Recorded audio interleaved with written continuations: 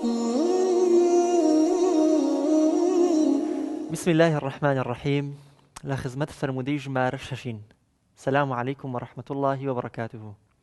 وتراوى كلا دوبارة كرنودا سودي زياتر هي فرمودي جمار شش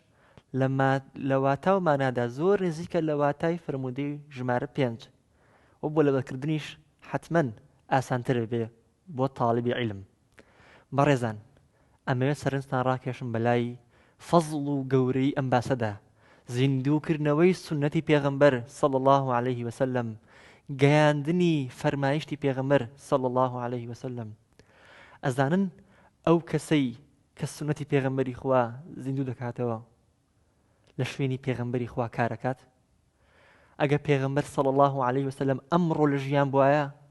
خۆی شێواز و سنەت و شریعەتی ئیسلامی بۆ ئێمە زیندووە کردەوە ژیانمانی بە نووری ئیسلام و هیدایەت ئەڕازاندەوە دڵەکانمانی ئاسوودە ئەکرد بە ئومێدی بەهەشتەکەی خوا و ئەو کەسانش کە بێباکن لە خوا بە سزای دۆزەخ ئەیترساندن ئەمڕۆ پێغەمبەرمان لەناو نییە صلی الله عليه وسلم بەڵام خۆ شێوازەکەی ڕێبازەکەی قسە شیرین و گفتارەکانی لە کتێبەکانە ماون و ئێمەش خەریکین وردە وردە ئەیانخینە دڵمانەوە مەگەر ناتوانین لە وەکالەتی پێغەمبەری خواوە صلی الله عليه وسلم ئەم نورە گەورەیە ئەو واتە فراوان و گرنگانە ئەو هیدایەتە کە بەهەشت و قیامەتی مرۆڤایەتی پێوە بەندە بیگەێنین چکەم تەرخەمیەکە ئەگەر کەسێک گەنجێک تەنانەت تەمەنی گەورەتریش بێ فەرمایشتی پێغەمبەری خوا لەبەر بکا ڕۆژانە و دانە دانە بیان خاتە ناو زاکیرەیەوە بەڵام بێباک بێ لەوەی کەی بیگەێنم کەی بەکاری بێنم کەی بڵاوی بکەم و بانگەوازی بۆ بکەم مشکلەیە ئەبێ حەلی بکەین و ئەبێ خەیاڵمان لای ئەوە بێ چۆن ئەو فەزڵە گەورەیە بەدەست بێنین وەکو لە ڤیدیۆی ژمارە 5 لە خزمەتانە چۆن ئەو فەزڵە بەدەست بێنین کە زیاد لە هەزار و هەزاران ساڵ تەمەن بکەین بە ئەجر بە سەدەقە بۆ خۆمان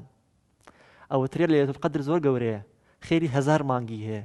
بەڵام ئێمە توانین لە ڕێگەی بڵاوکردنەوەی فەرمایشتی پێغەمبەر و نور و هیدایەتی ئیسلامەوە بۆ خەڵک بۆ دەوروبەرەکەمان لە ڕێگەی هیدایەت و بانگەوازەوە خێری هەزاران لەیلەتول قەدر بۆ خۆمان بەدەست بێنین تەنانەت دوای مردنیشمان دەفتەری ئەعمالماندا نەخرێت و هەتا قیامەت هەر شتی بۆ زیاد بێت و بۆی زیاد بێت و ئێمەش لە بەهەشتا هەر پلەمان بەرز و بەرزتر بێتەوە لای خوا خوا هیدایەتمان بە بۆ ئەوەی فەزڵی خزمەتکردنی دینەکەیمان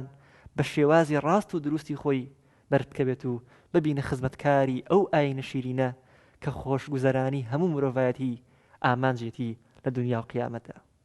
السلام عليكم ورحمة الله وبركاته.